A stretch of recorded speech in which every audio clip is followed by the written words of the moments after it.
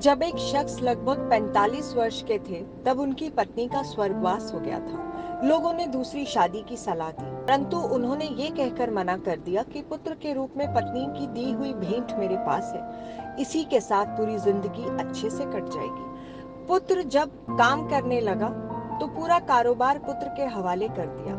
स्वयं कभी अपने तो कभी दोस्तों के ऑफिस में बैठकर समय बिताने लगे।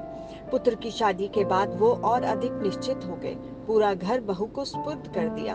पुत्र की शादी के लगभग 1 वर्ष बाद दोपहर में खाना खा रहे थे। पुत्र भी लंच करने ऑफिस से आ गया था और हाथ मुंह धोकर खाना खाने की तैयारी कर रहा था।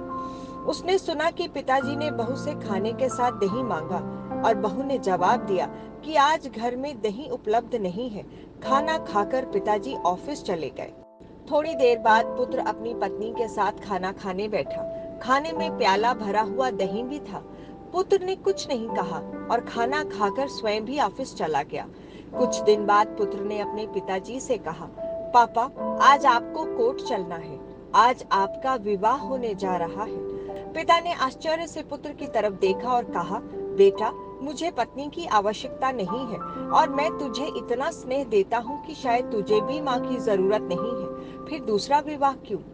पुत्र ने कहा, पिताजी, ना तो मैं अपने लिए माँ ला रहा हूँ, ना आपके लिए पत्नी।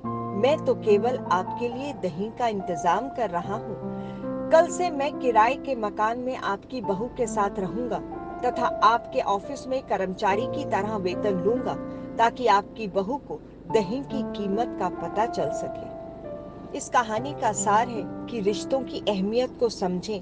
माँ बाप बच्चों के लिए सिर्फ एटीएम कार्ड नहीं है। कहानी अच्छी लगी हो लाइक करें, शेयर करें, सब्सक्राइब